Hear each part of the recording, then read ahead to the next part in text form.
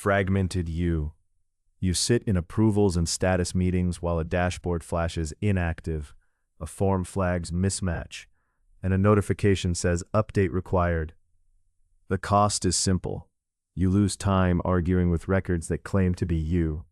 Institutions don't store you, they store proxies for you, and those proxies compete. A proxy is a simplified representation, scores, fields, labels, credentials, built to make decisions cheap, fast, and defensible, even when it distorts the person it points to. Look at the mechanism. Every institution faces the same constraint. It cannot afford to know you in full. A human story is expensive: time, context, discretion, and accountability. So the system compresses. A few checkboxes, a rank, a category, a history of clicks, a completion badge, a risk flag. Compression is not a moral failure, it is an operational necessity.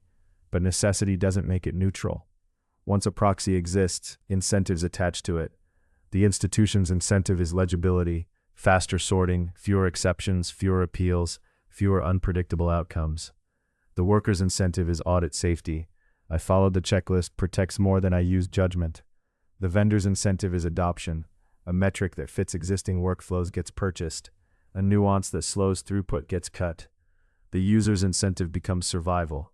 If access, pricing, permissions, or reputation depend on a profile, attention shifts from living to managing the profile. Here's the feedback loop.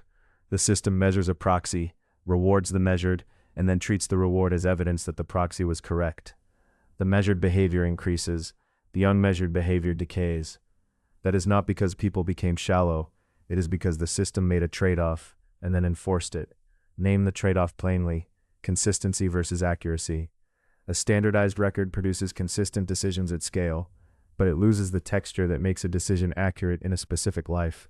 A second trade-off rides underneath: speed versus responsibility. When decisions are automated or routinized, the institution gains speed and loses the felt burden of judgment. The individual gains convenience and loses the chance to be fully seen.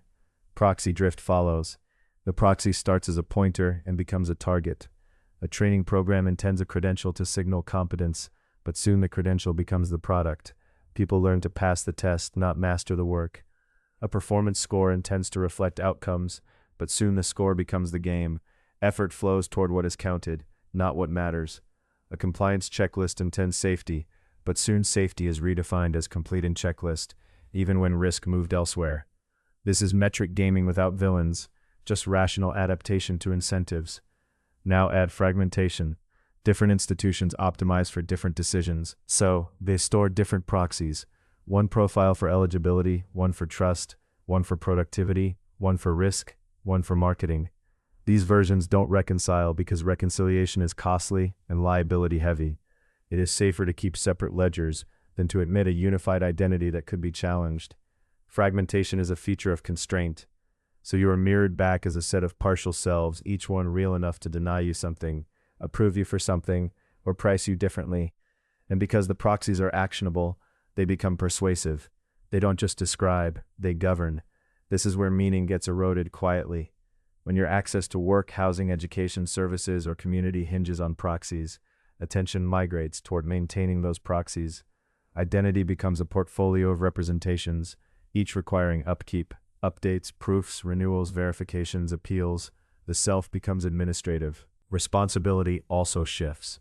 When a decision is defended by a record, the system says, responsibility disperses into process. No one feels like the author. Everyone feels like a custodian. That is how people get trapped between it's not personal and it's about you. And because proxies are legible, they become the language you are expected to speak about yourself. You are asked to narrate your life in fields that fit a database. The parts of you that don't fit, care, loyalty, change, regret, learning, context, become externalities. They still exist, but they stop counting. The hidden trade-off is not only privacy versus convenience. It is personhood versus throughput. When a system prizes speed, the slow truths become invisible. When a system prizes defensibility, the messy truths become suspicious. That is the gap between lived experience and institutional representation. Not a gap of facts, but a gap of incentives. A disciplined reflection is available here, without theatrics.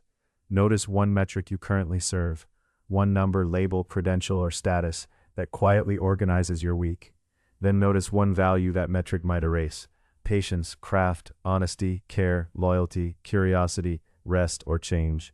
And hold the core question without rushing to solve it. When different institutions store different versions of you, which version captures your attention the most?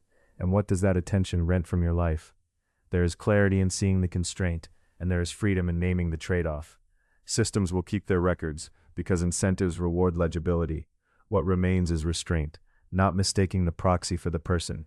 What you measure, you serve.